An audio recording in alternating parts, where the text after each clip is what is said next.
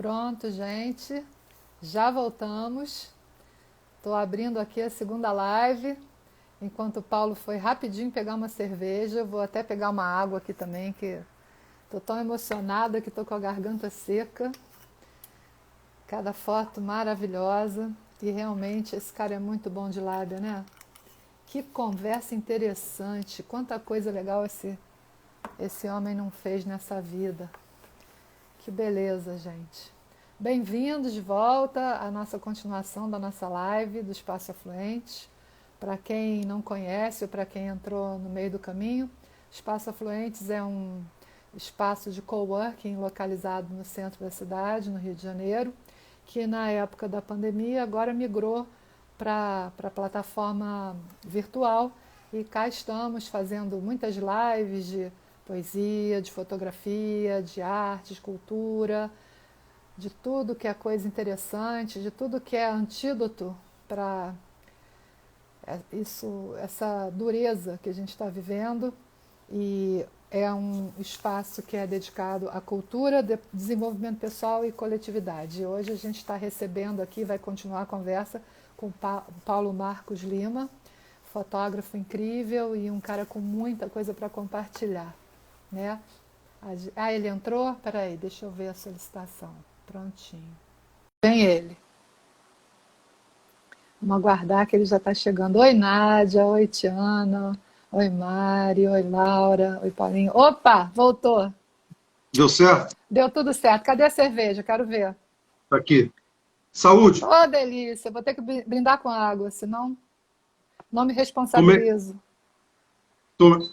Tomei um susto. Foi ali pegar uma cerveja, achei que não tinha. Falei, pô, vou ter que tomar um vinho. Ai, Porque tem vinho. Vinho tinto. Falei, mas, porra, mas nesse calor eu adoro tomar vinho tinto qualquer hora, mas cerveja cai melhor. Tá um calorzinho aqui no vinho. Oi, Charles. Boa noite.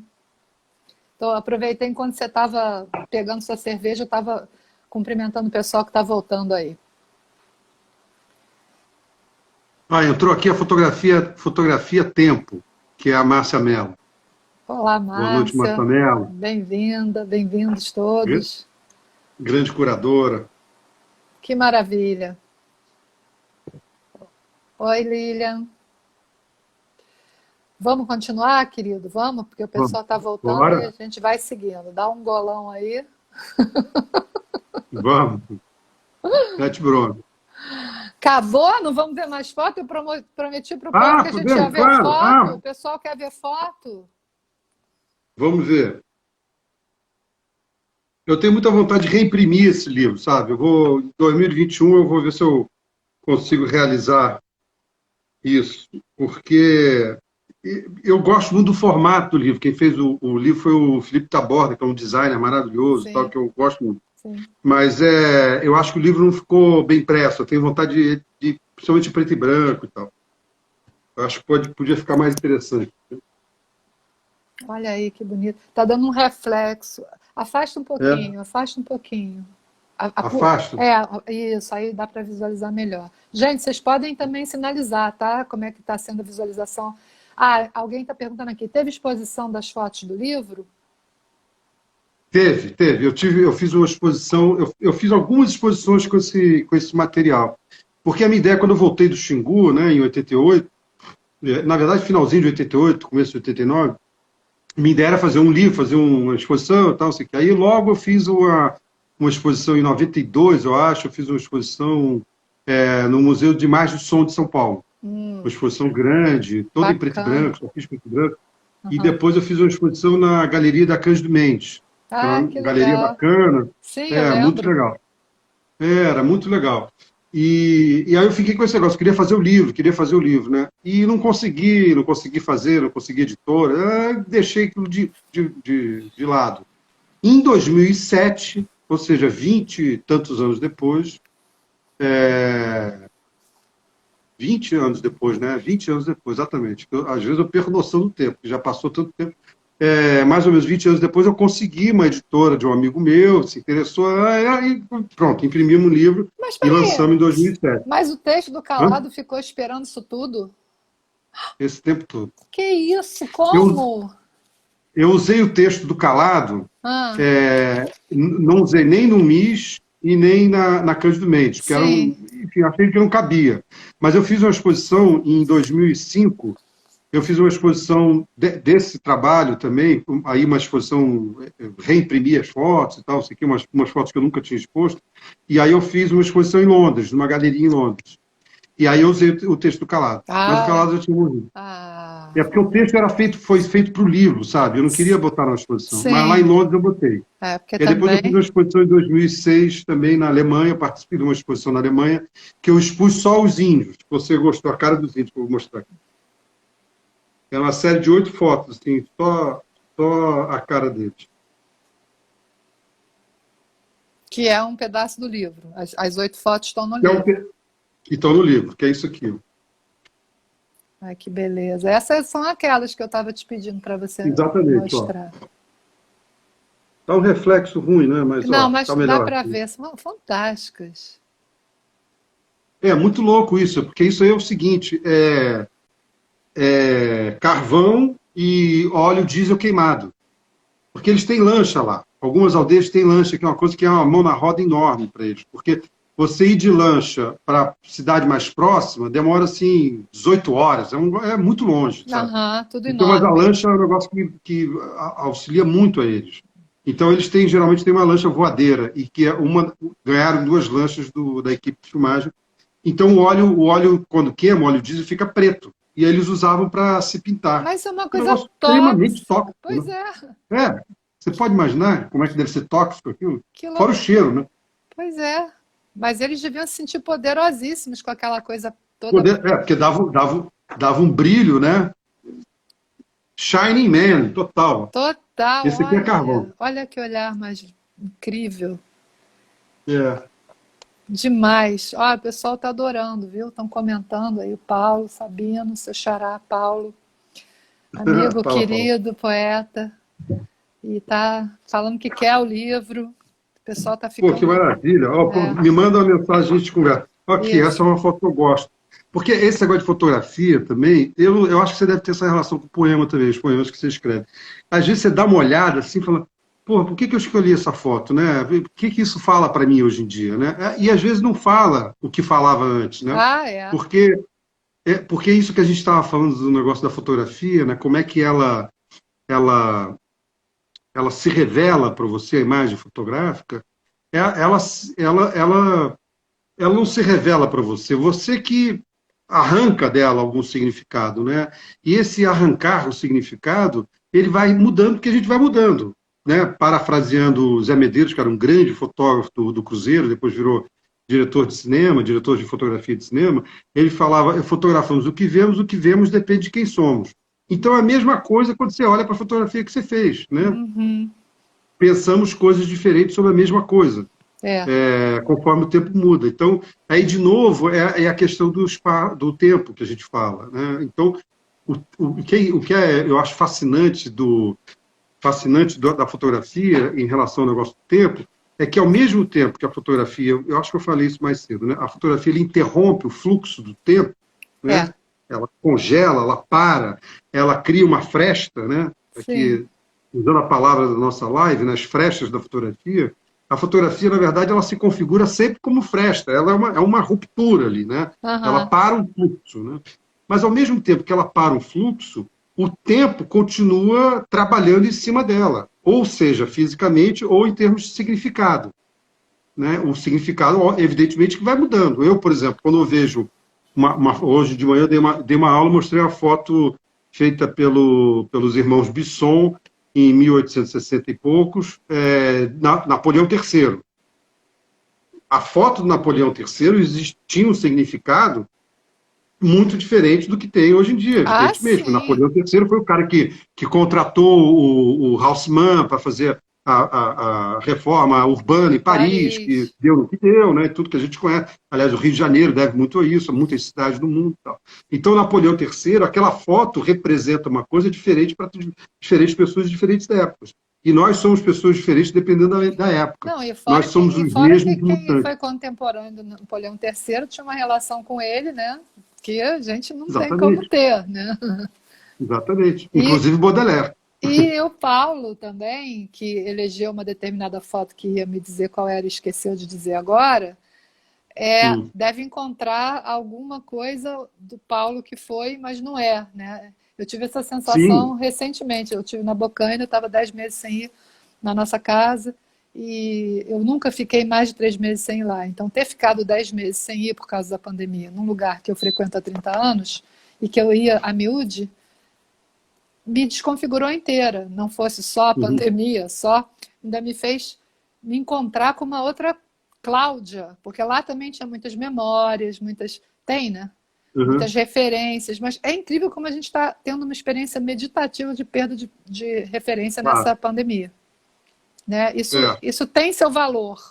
Ah, Isso tem seu valor, também acho. E eu acho que você, além de ser poeta, você também tem uma ligação com esse lado meditativo, né, da vida. Por isso que você e a sua irmã fizeram o Afluente, né? Tem a ver com isso, né? sim, Esse olhar desapegado da fisicalidade, o olhar para o mundo, né? Que é um olhar poético, fotográfico, né? E é um olhar sem,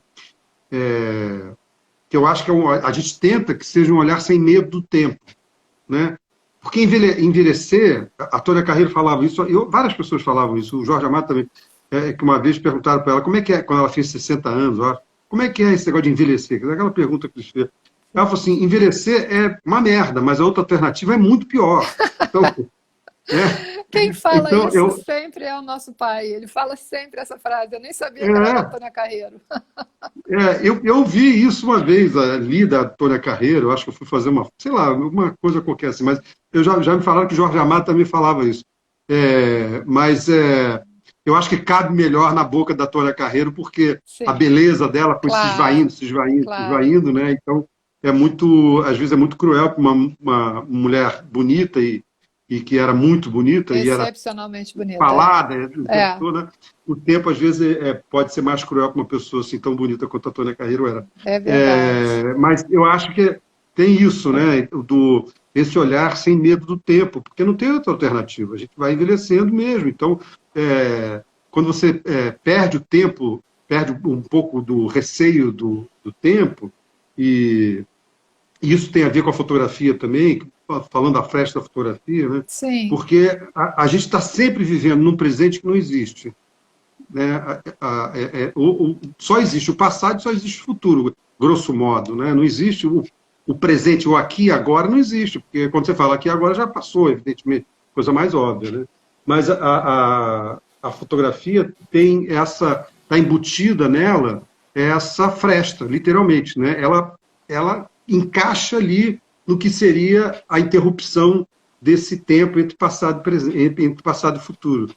Então, a fotografia, a gente pode dizer que é a materialização do presente, de alguma forma. é, Né? Desse sim, presente que não existe. muito Esse presente que interessante. não escapa, Não, que nos escapa o tempo todo. mas ele existe na seguinte medida: se você treina a sua atenção para cada um Uhum, desses milissegundos, é praticamente impossível, a não ser que seja realizado. Mas assim, se você uhum, está presente a cada instante, é que nem quando a gente entra em estado de fluxo.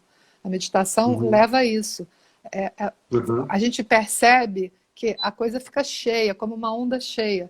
Né? Se a gente fica aqui, mas pensando no que vai acontecer a seguir, ou no que acabou, no que deixou, mas se você pousa nesse lugar, e aí você entra como se fosse uma outra dimensão amazônica mesmo, uma coisa, é um uhum, fluxo. Né? Você é, experimenta um segundo, outro segundo, numa sequência, e você tem a experiência de fluxo. E é maravilhoso isso, é libertador, é que nem é, criança que não fica prestando atenção o que vai fazer agora, está brincando, está inteiro fazendo aquilo, né? Um pouco essa.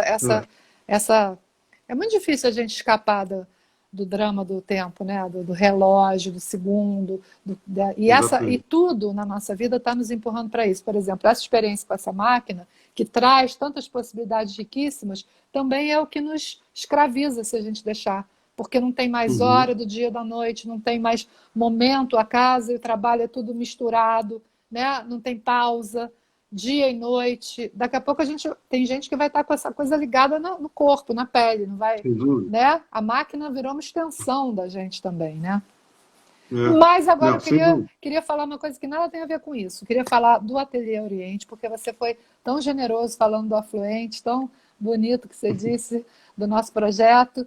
E eu vejo muitos pontos em comum entre o Afluentes, que é muito mais recente, e o Ateliê Oriente, no seguinte sentido, que eu me lembro que você falou que o ateliê ele é um local de fotografia, mas de cultura, de arte, de transformação, de consciência, de conteúdo Uhum. que pode potencializar o que é mais humano, né? Então, queria que você falasse um pouco disso. O ateliê está fazendo 5 anos, fez 5 anos, não é? Tem duas datas o Ateliê Oriente. O Ateliê Oriente, na verdade, está fazendo 10 anos na sua configuração inicial, Uau! que era a Kit Sim. Paranaguá e o Renan Cepeda, em Aham. Santa Teresa. Uhum. E aí depois entrou o Tiago Barros, aí o Renan Cepeda saiu e entramos eu e o Fábio Seixo. Aham. E aí o Fábio Seixo saiu, entrou a Ana Dalós, e aí nós quatro resolvemos descer para a Glória, que era em Santa Teresa. Agora, quem é que vai em Santa Teresa fazer um curso de fotografia, de arte ou de cultura às 7 horas da noite, quarta-feira? Não vai. Ninguém vai, entendeu? A ideia era essa. E aí vagou um apartamento aqui do lado do meu, aqui na Mas Glória, é lindo e a esse gente lugar. trocou. É lindo. Não, o lugar é mágico. Vai fazer 100 anos. Aqui é uma loucura. Eu fico mais em São Paulo do que aqui. Eu sinto muita falta daqui, sinto muita saudade do prédio, da cidade, tudo, né? Eu gosto muito do Rio. Mas gosto muito de São Paulo também. Sim. Mas aí a gente veio para cá, isso tem 4 anos e meio, mais ou menos, e aí a gente foi fazendo as coisas, sabe? A gente não foi pensando, a gente foi fazendo. A nossa ideia era fazer coisas de fotografia, arte e cultura, nessa sequência, não nessa hierarquia, Sim. né? Mas nessa sequência, quer dizer, fazer mais de fotografia, de arte e cultura. E arte e cultura de uma forma absolutamente global, né? Então a gente fez, por exemplo, palestra, a gente deu um cara que é um influenciador digital sobre racismo estrutural, ele deu um curso sobre o que é racismo estrutural, Que por exemplo, né? maravilha. Que é uma coisa Nossa. absolutamente cultural e urgente a gente conversar sobre isso, né? E, e aí fomos fazendo coisa de cinema, de fotografia e palestras, poesia, né? Eu tive o prazer, a honra de ler um poema junto com você aqui uma vez, né? Gente, foi Inclusive. uma coisa engraçada, deixa eu contar. Eu tenho um poema que eu fiz duas vozes, é um poema meio dramático, não sei como. Eu escrevi um poema que. Eu estava lendo um livro sobre cartas de mulheres que dão foras em homens, é uma delícia essa antologia. E aí tinha uma menina que terminou com um sujeito que estava lá servindo o exército na guerra do Vietnã, porque ela descobriu que ele tinha outra em outra cidade. E o nome dela Uhum, era Suzy e o nome dele era Johnny. E eu escrevi um poema onde eu peguei as frases da Suzy na carta, elas são reais, eu fiz uma colagem, e eu criei uhum, a voz do Johnny. E fiz uma colagem, e aí levei para esse evento. Não sei por que era exatamente, eu não me lembro, mas a gente pegou esse texto e o Paulo estava lá, eu conheci o Paulo de antigamente, mas a gente não era amigo nem nada. E de repente eu precisava de alguém para ler o texto comigo, e foi o Paulo, e o Paulo, nunca tinha lido o texto, improvisou, encarnou o Johnny totalmente, então, porque o poema é em duas vozes, e foi sensacional. Então já falei para ele que a gente vai ter que fazer alguma coisa com isso, né? Porque deu muito uhum. certo, deu muito certo. Mas sabe que hoje em dia, quando alguém me pergunta o meu nome, eu falo, meu nome é Paulo, mas pode me chamar de Johnny. Meu nome não é Johnny. Meu nome não é Johnny, mas poderia ser, já foi um dia. Mas, Cláudia, vamos Sim. fazer ao contrário. Eu leio, eu faço a voz da Suzy, você faz dos Johnny. A gente inverte, dá para fazer. Pode ficar interessante. Não é? É sim. Mas do que a gente estava falando Do antes de falar ateliê, do a gente Johnny? estava falando do Do ateliê Ateliê Oriente. Oriente, pois é. Então a gente começou a fazer esses eventos aí, e a gente precisava de uma forma de bancar o espaço, né? Você sabe, Mari, estão passando por isso, né? Na Fluente não é mole você manter um espaço, né? Não, Um espaço grande e tal, aqui tem 200, quase 250 metros quadrados, enfim, sim. não é fácil. Para manter qualquer espaço é difícil e é um espaço grande. E a gente foi fazendo. E a ideia era que os cursos bancassem o espaço.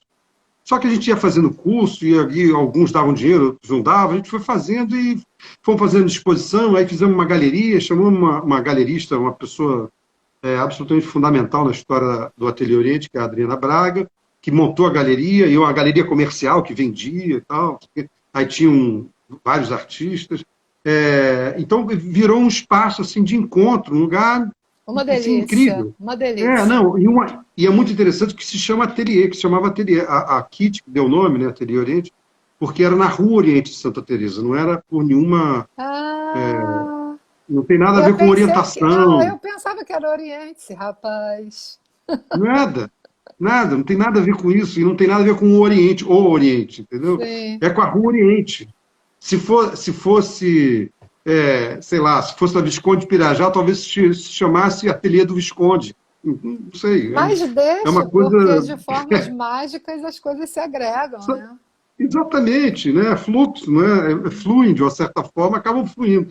E aí, quando a gente veio para cá, a gente começou a fazer uma opção de coisa e tal, e foi uma empolgação maravilhosa e totalmente, como está dizendo a Lísel aqui, Lísel Rosas, que é nossa amiga e trabalhou com a gente também, multicultural.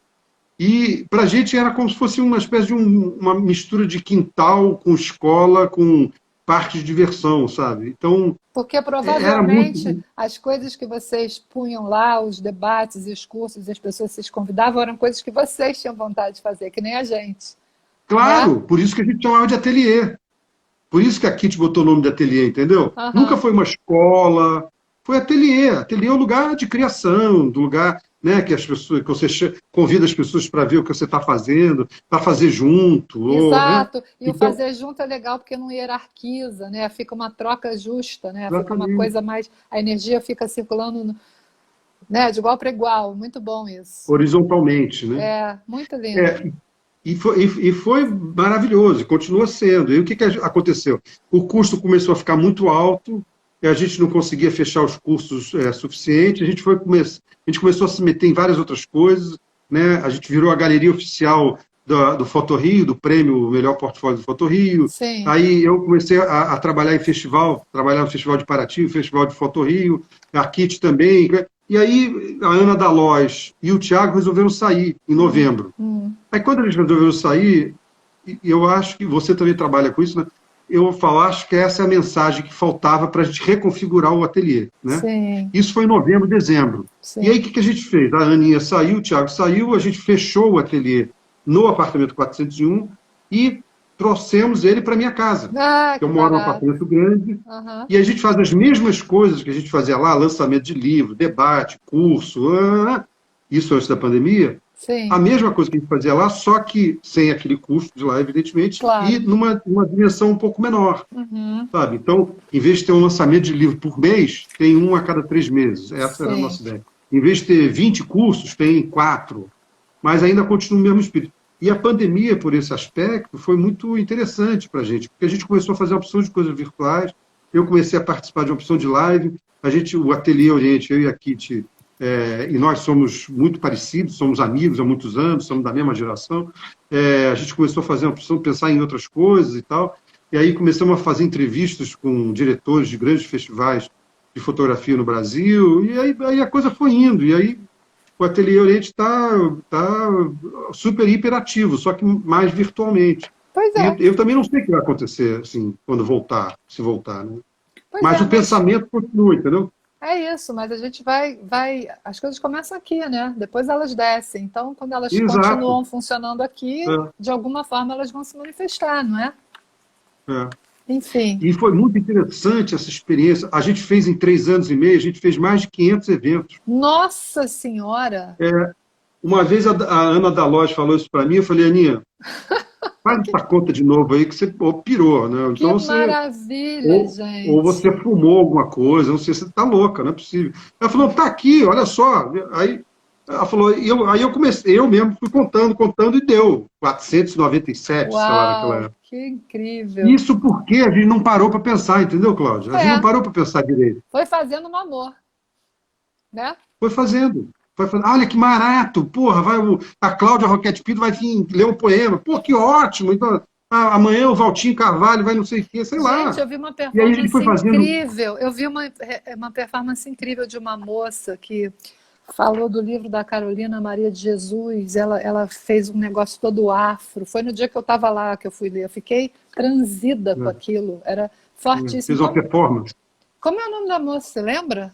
Eu não me lembro. Não Nossa, me que lembro. trabalho bonito. Tinha um rapaz fazendo percussão e ela fazia todo um gestual e falava uns textos né? Porque eu acho Do que quarto de o que despejo. move o que move vocês no Afluente é o que moveu a gente também, entendeu? É expandir a percepção, né? É isso. Então, a gente teve essa oportunidade. Eu me sinto muito afortunado, sabe, Cláudio, de Sim, ter sim. participado dessa experiência e ainda continuar podendo fazer isso. Claro. É muito enriquecedor, porque eu, quando penso em mim mesmo, há 4 anos, ou 5 anos, quando eu entrei no Ateliê Oriente, gente, para mim foi uma coisa muito transformadora, no sentido de que eu comecei a ter contato com uma opção de gente que pensava diferente, mas tinha prazer em tentar me explicar por que pensava diferente de mim em algumas Sim, questões sim. artísticas, fotográficas, culturais. Isso é extremamente enriquecedor, né? Isso é muito empurra a gente. Você Empurra a sabe. gente Ah, para atravessar o tempo, entende? Também. Porque não existe. Eu acho que era Ferreira Goulart, né, que falava que a arte existe porque a gente não consegue dar conta da vida só com a vida, né, com é, a realidade, uma é. coisa assim. A, Então, é isso. Ajuda a gente a dar conta da vida. Não é fazer arte. É você interagir com essas pessoas que estão fazendo, produzindo subjetividades é e maravilhoso. tentando olhar a vida E de eu uma forma plena, né? maravilhoso, porque eu sempre volto para essa frase do Arnaldo Antunes, que eu amo, que eu amo. Se eu pudesse, teria ela escrita em um lugar assim, que ele fala: bactérias no meio é cultura. E Como é que é? bactérias no meio é cultura. Quer dizer, Sim. quando você vai pensar em cultura, né? Mas a cultura bacteriana, né? Quer dizer, é muito irônica essa frase, porque quando você tem bactéria, você tem vida, né? Você tem vida Claro. orgânica, você tem. E cultura é isso, é como se fosse um antídoto, na verdade, né? Para um veneno, vamos dizer assim. Então, a cultura ela é Sem essa, dúvida. essa coisa orgânica que está muito perto da nossa emoção, que está muito perto do nosso sentido. Né? A Uhum. arte está muito perto dos nossos sentidos, né? Do sentido de Uhum. ter sentido, da vida ter sentido, de não ser Sim, claro. comer, defecar, Uhum. transar, ter Sim. filho e morrer. Ou Uhum. produzir, feito, né, o É. Charlie Chaplin naquela engrenagem, não. Tem algo que inspira, que move, que dá sentido, que rompe, que provoca, que Uhum. desconstrói, que reconstrói. E isso é uma Uhum. viagem, né? Uma É viagem. uma Então, viagem. e é muito lindo porque justo agora nessa pandemia, no meio disso tudo e da situação que a gente está vivendo no Brasil, de total desprezo, né, por tudo que é mais valoroso do ser humano, né, a gente está tendo essa oportunidade. Eu tenho a sensação, a gente está falando um monte de fresta, né, Uhum. brecha, mas é isso, é como se houvesse um buraco dentro de um sistema massacrante que a gente consegue entrar por ali e dali criar uma outra coisa. Você vai Sim. por dentro da própria estrutura, você se Uhum. infiltra e dali você Uhum. cria alguma coisa com outro significado que vai quebrando essa máquina pesada, né? Que parece que não tem Uhum. escapatória, uma coisa meio Sim. rinoceronte, assim, meio tanque de guerra, Aham. né? Que a gente Uhum. está experimentando nesse momento Sem no dúvida. país, né? E eu acho que é também, Cláudia, fresta no sentido não de precipício, mas de possibilidade, sabe? Fresta nesse sentido, né? É, De você abrir a fresta, como você falou, né? Então, isso é uma coisa, voltando ao começo da nossa conversa, né? Isso é uma coisa que a poesia ela se configura na fresta das palavras, nas frestas dos da significados, né? linguagem. Como o negócio do Manuel de Barros, eu fotografei o perfume, É. né? Como é que você fotografa perfume? Eu não sei, O mas silêncio, ele fotografou existe o essa possibilidade. silêncio também, né? Começa assim, eu Fotografar o fotografei silêncio, o claro. silêncio, né? Exatamente. Então, a existência e não a lesma pregada na parede. Né? Então, é bonito esse negócio da brecha e da fresta nesse sentido de possibilidade e não de abismo mesmo. Isso. Porque a gente pode cair muito nessa possibilidade, vamos dizer assim, de abismo, de precipício, né? mas a gente só cai se a gente quiser. E eu acho que, nesse sentido, a arte e a cultura, ela nos ajudam a perceber a fresta como possibilidade, não como abismo. E não como. Como é que chama? Como destino fatal. Não como obstáculo. E É, não como destino fatal, é. exatamente. Né? Tem uma, Então, tem uma frase também que eu falo para a Mari, que às vezes a gente fica assim meio preocupada com as coisas que estão acontecendo, matéricas ao nosso redor, né? uhum, Financeiras e tal, e aí eu falo para ela, Mari, a gente precisa aprender a cair com graça, sem acreditar no esborrachamento final. É quase como se você levitasse, né? Você está ali em é, Padmasana, você está no é, precipício, mas você sabe que alguma hora você vai pousar, então não fica se debatendo, não fica se exatamente. estropiando, vai caindo com graça, confiando que você vai pousar em algum lugar, entendeu? É uma certa Exatamente. Não, confiança que ela é meio kamikaze, mas ela é meio arriscada, mas ela é bonita de ter, né?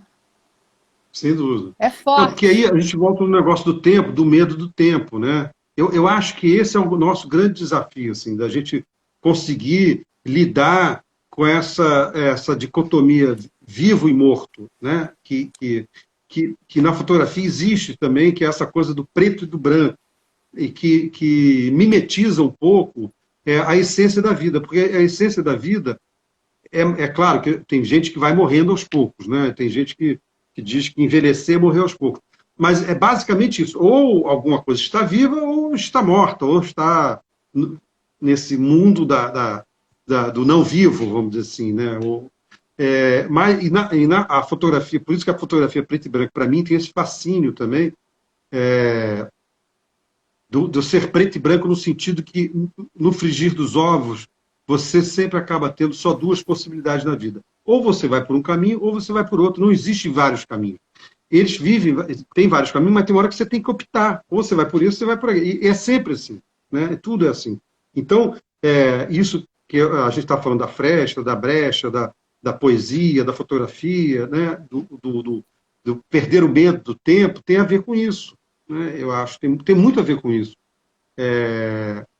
De você conseguir lidar com essa dicotomia, né, cruel de estar vivo ou estar morto, ou ir por aqui ou ir por ali, de uma forma plena, para usar uma palavra que você falou, né? Que é isso mesmo, gente. A vida é essa, a vida é optar. Então você vai optando e vai fazendo aqui, vai fazendo ali, sem medo, sem... É difícil não ter medo, né? É Eu difícil entendo. porque biologicamente a gente é programado para ter medo e É, mentalmente a gente também está sendo programado por uma série de estruturas para ter medo, porque os seres com medo eles são facilmente manipuláveis. Os seres com sem medo dúvida. eles perdem exatamente essa fé. Eles ficam É. fanáticos, os seres com medo. Eles perdem a Uhum. dúvida, eles perdem o questionamento, perdem a perplexidade, falar, não, peraí, mas será que é assim mesmo? Ou será que eu posso ir por aqui, como você está falando, né?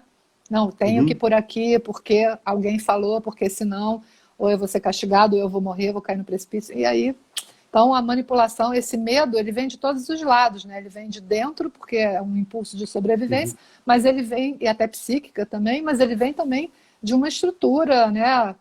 De um capitalismo, de uma exploração, de Uhum. uma espoliação, de um consumismo, de toda uma da manipulação Uhum. nas grandes redes, nas televisões e Uhum. nos jornais. Então, é difícil, é difícil. Por isso que é tão Uhum. revolucionário você praticar arte. Eu estava falando hoje mais cedo com você, rapidinho, né? Teve uma live hoje, não foi hoje, para mim foi hoje porque eu vi hoje, do pessoal de teatro, é um grupo de teatro jovem em Bananal.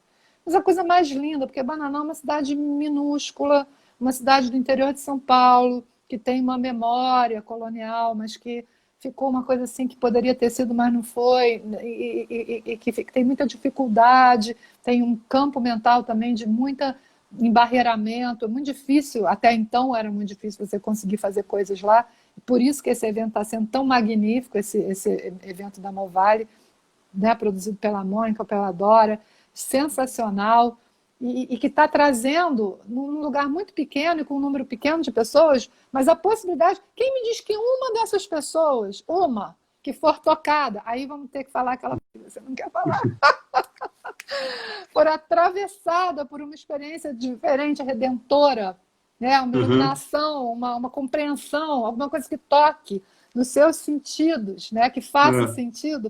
O que é que vai acontecer dali? Gente, é uma possibilidade enorme. É uma riqueza. Então, assim, É uma poder potência impressionante. é isso. E aí poder É, compartilhar isso é uma cachaça. Não dá vontade de uma falar. cachaça total.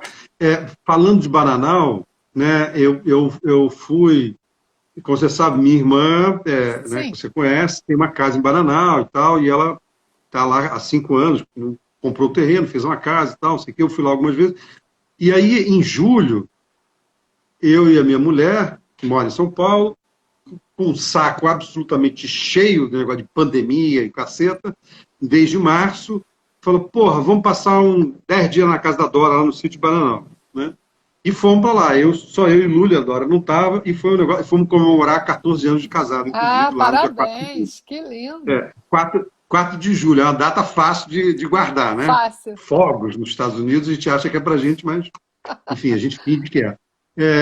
E a gente foi para lá e foi incrível esse negócio do contato com a natureza, que também é uma coisa super desgastada, que a gente está falando, assim, mas eu fui atravessado por um desapego atroz. Quase você botou tudo na mesma frase. Botei tudo. Não, Nós você realmente esqueceu do fui. empoderamento. Exatamente, eu fui empoderado por um atravessamento do desapego. Acho que é mais ou menos isso. Empoderado também é incrível. Mas é verdade, por quê? Eu sempre tive ligação com o mato, tal, assim, meus pais nunca tiveram casa de campo, tal, a gente sempre morou no Rio, mas eu sempre frequentei muito, tal, e sempre gostei, mas nunca tive essa ligação, como a minha irmã sempre teve. Sim. E aí, nesse período lá em Bananal, o, a aproximação e distanciamento entre as duas realidades que a gente viveu na mesma semana, quer dizer, morar em São Paulo, estar confinado num apartamento, eu e minha mulher, minha enteada e o namorado, agora marido da minha enteada, num apartamento razoável, de 80 metros quadrados, mas você fica ali, tem hora que você não aguenta mais. Não Porra, né? aguenta. É muito chato. E São Paulo não é o Rio de Janeiro, quando você abre, tem um horizonte. São Paulo não tem horizonte. É Né? Tem verdade. muitas coisas valiosíssimas, eu adoro, mas não tem horizonte. Então, aquilo você vai, mesmo que você não queira, você vai. E aí, na mesma semana, a gente vai para Bananal e aquela loucura, né? Aquela coisa luxuriante, realmente, que a casa da Dora é uma casa modesta, pequena, mas maravilhosa. Num negócio, um rio na porta. Eu falei, gente, pela primeira vez na minha vida, eu pensei que eu podia morar num lugar assim. Eu nunca tinha pensado nisso. Sim. Isso é uma coisa que a pandemia me trouxe, quer dizer, é um distanciamento crítico que se encontra com o desapego. Né? É um distanciamento crítico em relação. Será que a gente tem que morar realmente o tempo inteiro numa cidade grande, já que com essa tecnologia toda que existe, né? Você tem essa experiência, porque você vai para Bananal há 30 anos, você vai para a Serra da Bocaina há 30 anos. Né? 40. Mas 40 anos. 40 anos, então você sabe do que eu estou falando. Mas agora a possibilidade, a fresta que se abriu, é que você pode ter esses dois mundos. Quer dizer, você Sim. pode estar, como a gente está fazendo aqui. Sim. Então, isso, e é interessante que isso tem uma ligação com o meu universo da imagem e da fotografia. Porque esse mundo só é possível, esse mundo de viver no mato, viver em Bananal, na Serra da Bocaina, ou em Paraty, ou qualquer coisa, e estar conectado só é possível porque existe um aparelho que produz imagem. Né? Ele produz, que é isso aqui que a gente está fazendo. Então, a imagem técnica e a fotografia, e essa imagem, e o vídeo, a fotografia, as imagens técnicas, como o Willem Flusser falava, elas nos conectam também com o real possível. Lindo isso. Fala Não de é o novo real essa frase. verdadeiro. Fala de novo essa frase que é pra gente. As imagens técnicas. É isso? As imagens técnicas, que é cinema, fotografia. Nos conectam com o Com uma real possibilidade possível. real. Não, com o real possível. O real possível é mais Com o bonito. real possível. Eu acho que é isso, né? Então, como para mim quase tudo é fotografia, quase tudo é imagem, né? Não é porque eu seja um ser 24 horas por dia atravessado pela fotografia, não é isso. Mas é que como eu lido com isso o tempo todo, né? Eu vejo o mundo muito a partir desse lugar como é que as imagens me ajudam a desenhar a realidade e o real, visível. Porque essa divisão do real visível da realidade é muito importante. E eu falo muito isso, todo mundo que estuda fotografia fala muito isso, né? Porque o real visível é aquilo que você vê no real, né? O copo é real, ele está aqui na minha frente, tudo bem. Mas a realidade é uma coisa que entra pelos 5 sentidos, né? O olfato, o tato, e o paladar, o olhar e tal. Olha, se em vez de E é ser eu, processado no pensamento. se em vez de ser eu que estivesse aqui sentada nessa maquininha conversando com você, fosse o Buda Shakyamuni, ele ia falar: real é verdade para quem, cara pálida? O copo é real para Exato. quem? É para quem real Né? esse copo? Quer dizer, numa realidade relativa, o copo é real. Numa Não, realidade absoluta, ele é vácuo. exatamente. Né? Co- E ele, e ele passa no sem.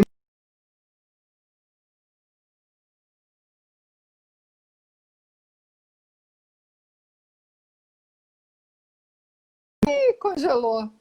E agora, gente? Viu? Você congelou-se mais. Voltou, voltou. Não, foi porque eu falei nisso, aí congelou. Tá vendo? Fomos atravessados pelo além. Oh, mas Não, desculpa, mas eu te esse negócio interrompi, é muito perdão. interessante, né? Hã? Eu te interrompi, perdão. Não, é claro que você está falando de um lugar de uma pessoa que medita, que tem uma ligação, né, com tudo isso, né? E eu estou falando de um lugar da imagem, né, Sim, da sim, imagem pura e claro. simples. Estou só provocando. Então, isso é muito interessante também, que eu fico pensando assim, como é que a gente está muito distante de conseguir interpretar o que a gente vê e as imagens técnicas, né, para ficar no mundo da fotografia. E uma coisa que eu sempre penso é que o nosso olho, as nossas esferas, oticamente, a gente vê o mundo de cabeça para baixo. E é o pensamento que inverte. Sim, Ou seja, a gente engana a gente mesmo, por uma sim, defesa, evidentemente, porque você não pode ficar vendo o mundo de cabeça para baixo. Mas o nosso olho, ele é similar à câmera obscura, que todo mundo conhece. Quem já viu aquele filme, né, que é a história do Vermeer, ele pinta lá a moça do brinco de pérola, que ele sim, compra uma câmera obscura e ele vê a imagem invertida, né? Porque aí sim, a luz ela é uma linha reta, né? Então o que está em cima ele entra na sua esfera e vai para baixo. Então a gente vê de cabeça para baixo e o nosso pensamento que inverte. Então você quer coisa menos real, como você disse, né, do Buda, do que a própria visão que a gente vê? Nem o que a gente vê é real, não, o que porque a gente está vê é invertido. uma interpretação, pura e É. simplesmente. Isso, nesse sentido, a fotografia digital, ela trouxe uma possibilidade muito grande. Quer dizer, existe um lado, vamos dizer assim, um lado bom e um lado ruim da fotografia digital. O Sim, lado ruim é que, e também é o lado bom, ela perdeu um pouco a aura de documento, né, do real visível. Ela perdeu isso. Por quê? Você pega o Photoshop e você, enfim, faz uma foto minha e me bota lá com 18 anos, e parecido com o Brad Pitt, né? Ou com a Julia Roberts, sei lá. Mas para quem sabe fazer Photoshop não é difícil. Então, essa é uma manipulação muito extremada do real, do que a gente considera o real visível, né? Mas, por outro lado, exatamente por existir essa possibilidade da manipulação total e absoluta das imagens, ela levou a fotografia a ser vista pela ótica da subjetividade total da arte, e não só pela objetividade e pelo cientificismo da fotografia, vamos dizer assim, ótica e mecânica e tal, né? Então é interessante isso, a fotografia digital, ela começa mais ou menos em 95, por aí, né? E ela vai correndo paralelamente com a internet. E a grande revolução em termos de fotografia não veio da fotografia digital, veio da circulação. A fotografia passou a circular de uma forma ininterrupta, caudalosamente, né, e sem fronteiras. Isso nunca tinha acontecido antes, dessa forma. Então, isso, se a gente se o mundo, se a gente vive num mundo de imagens técnicas, como diz o Bonisson, né? Então, as imagens técnicas representam o mundo que a gente projeta no próprio mundo. Então, as imagens técnicas dessa telinha são o próprio mundo, podem ser o próprio mundo. Ai, Meio mas eu acho, bonequinha russa, né? eu sei, mas eu É acho que bonequinha russa, você vai tirando, o negócio não acaba nunca. Hã? mas eu fico meio desconfortável com esse negócio do próprio mundo ser imagens técnicas. Isso não me faz bem, não. Não, claro, também, a mim também não. Mas o mundo, o real visível é intermediado cada vez mais por essas imagens técnicas, né? Sim, porque Cada vez mais. Na Alemanha se imprime de 6 a 7 bilhões de fotos por ano, só na Alemanha. 6 bilhões, imprimir, não é fazer, é imprimir. e, Por e, que que imprime tanto, né? e dá uma sensação também de para onde que vai tudo isso e como é que isso vai ser descartado depois e esse material deve ser poluente, ou sei lá, eu não sei, né? E o que que vai sobreviver disso, né? Pois é. Ele sabe. Talvez, talvez o propósito de muita gente é que essas imagens não sobrevivam mesmo, que elas são só parte desse fluxo do dia.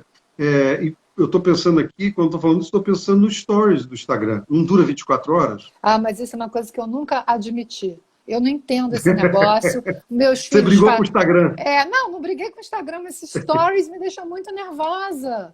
Um negócio que em si mesmo já existe para não existir. Olha que eu sou budista, hein? Mas é porque É, eu não sei. Eu acho que banaliza por demais. Sei lá. é. Talvez ele seja a resposta justamente a essa sobrecarga que a gente está tendo mental, de conteúdo, de informação, o olho fica cansado. Olha, eu conheço pessoas que dão aula o dia inteiro por essa máquina. Eu e minha irmã, nós temos que trabalhar, fazer reuniões através dessa máquina. Chega uma hora do dia, você não aguenta mais ficar na máquina, né? Ah, sim. Eu É tive um muito choque é exaustivo você dar aula online. quando É eu muito mais vi, cansativo que presencial. quando eu vi seres humanos em 3D depois de 8 meses. Eu tive um choque. Eu não sabia nem como me comportar, né? Não sabia qual era o protocolo. Não, porque é um negócio que a percepção muda mesmo, né? Uhum. O modo, a coisa ser 3D e a coisa ser plana, né? Uhum. É muito estranho, sabe? A nossa É. cognição e tudo na gente, a gente provavelmente vai se tornar uma outra raça humana, né? Uhum. Porque a gente também deve estar fazendo conexões neuronais e fazendo adaptações de sobrevivência, né? Agora para falar, tipo, darwinianamente, que antes não tinham sido solicitadas nesse nível, né? E todo mundo ao mesmo tempo agora, né? Uhum. A Luli está aqui falando que tela cansa, exatamente isso, tela cansa. Porque a gente não consegue que esse mundo que é do real, né, da realidade, ou isso tudo, ou não é, mas é tridimensional e tal, ele ser intermediado pela bidimensionalidade de uma imagem técnica, como você falou, é muito cansativo, porque não é orgânico, né? Eu acho que é isso. Mas, Cláudio, deixa eu te falar, eu posso ler mais um negocinho aqui? Eu Por acho que a gente está favor, na nossa a hora, gente mais ou está menos. quase na nossa hora. Faltam, sei lá, me imagino eu, 10 minutos ou pouco menos do que isso. Então, eu queria saber Tá. se tem algum assunto, claro que eu quero que você leia, e se antes disso você quer falar, aproveitar para falar do Foto Rio, se você quer falar alguma coisa, para Quero, fazer boa um ideia. Eu instante só para os que, nossos comerciais, mas lê primeiro o que você quer ler, por favor, e depois a gente se tá bom. despede Deixa eu desse público maravilhoso que a gente está com o pessoal aqui colado na maquininha, santa maquininha, nessa hora é santa, que está permitindo a gente ter essa troca, essa conversa toda tão bacana. Eu espero que as pessoas estejam podendo aproveitar muito. Alguém perguntou aqui se foi gravado, está sendo Foi gravado. Eu gravado. imagino que sim. Deixa eu avisar, sim, É. todas as nossas lives são gravadas e elas ficam no Instagram e elas sobem para o nosso YouTube. Então vocês vão encontrar lá no meu Sobe para o YouTube. YouTube. A gente tem um canal Melhor do ainda. YouTube do Espaço Efluentes, onde estão todas as nossas lives e onde vocês também vão encontrar uma coisa linda, que é uma playlist de cada live que a minha irmã vai fazendo dedicadamente. Então, tudo que a gente falou hoje aqui, ou muito do que a gente falou hoje aqui, você falou do Flusser, eu falei do Bart, você falou do Antônio Calado, a gente falou do Quarupi, falou, enfim, de N coisas, física quântica, sei lá, mas o quê, vai ter links lá que ela pega para para a gente poder, sei lá, uma pessoa perdeu ou fica curiosa, clica lá e vai para alguma coisa que não é nenhum Pô, que estudo maravilha. aprofundado, mas assim, são referências que ficam ali, como a Mariana criou isso, uma espécie de almanaque. Eu acho isso lindo, Ah, porra, ótima ideia, ótimo né? nome. É como um Ah, eu vou copiar esse almanaque. nome. Almanaque Almanac é muito bom. é uma palavra Almanac linda, é né? muito bom. Falando em almanac, vou pegar esse gancho aqui, vou usar isso no Fotorrio. Fotorrio, para quem não conhece, é um festival de fotografia, no Rio de Janeiro, evidentemente, que já acontece há 17 anos. Eu faço parte do grupo gestor, eu e mais 5 pessoas. Eu, o Milton Guran, que na verdade é o cabeça do Fotorrio, quem bolou, a Nana Moraes, a Iona Mello, Thomas Valentim e a Érica Tam. Somos 6 pessoas e a gente vai fazer esse, ele geralmente acontece em julho. Uhum. E é um festival grande, acontece muita coisa e tal. E esse ano a gente vai fazer todo virtual, praticamente todo virtual. Vamos ter 2 exposições de Lambi Lambi. Ah, que Uma legal! é muito legal, uma de um fotógrafo da favela lá do Morro do Borel, chamado Anderson Valentim, que é um fotógrafo incrível. Trabalha muito a questão do racismo, da negritude e tal. É um ensaio que ele fez de um ator de teatro lá do Borel. A outra exposição física, também de Lambi Lambi, vai ser da Graciela Iturbide, que talvez seja a fotógrafa mexicana viva mais importante. A puta fotógrafa, está com 80 anos. Uau! É uma mulher incrível. E vão fazer várias entrevistas. E esse ano também, a gente fez uma parceria, uma interação, não é exatamente uma parceria, com o Festival de Tiradentes. Hum. O Eugênio sabe que é o diretor do festival, é muito nosso amigo e tal, e a gente dividiu o mês de novembro, então alguns dias ele vai fazer eventos de tarde, a gente faz de manhã e vamos intercalando.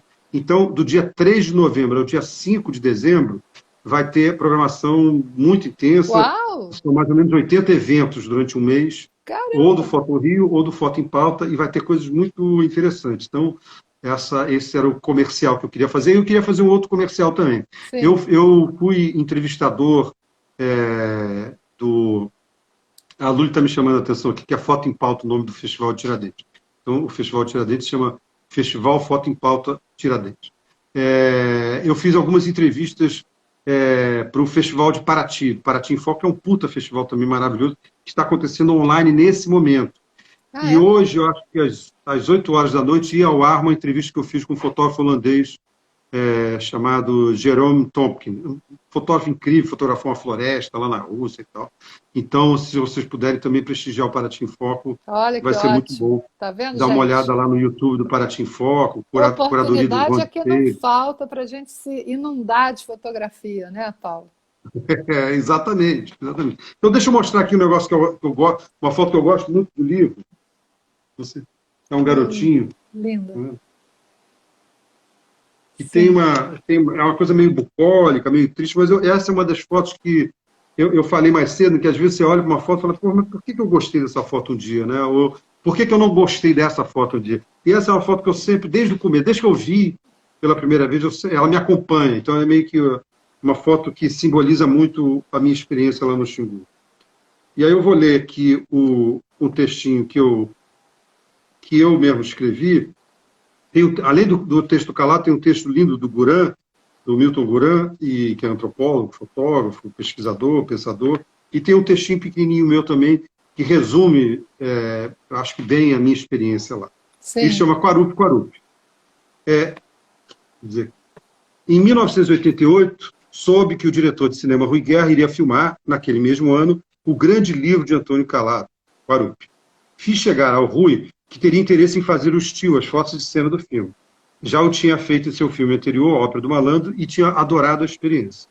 A filmagem de Quarup, no Xingu, prometia ser muito diferente de tudo que já tinha vivido até então. Rui aceitou e fomos todos para momentos felizes no Xingu. O prazo inicial era de 3 meses, mas ficamos 4. Foram 4 meses muito felizes. Nesse longo e gratificante tempo, eu fiz o estilo do filme, além de algumas fotos que não tinham a pretensão de tornar-se coisa alguma. Eu não tinha ideia do que faria com aquele material, cuidaria disso depois da experiência. O importante era registrar o dia a dia dos índios, além daquela confusão deliciosa que era a convivência deles com a nossa equipe. Vivemos uma intensa relação de troca. Não havia alunos e muito menos mestres. Todo mundo ganhou e todo mundo aprendeu. Aliás, tenho a impressão que nós, os da cidade, aprendemos mais. E afirmo com total segurança que nunca mais fui o mesmo.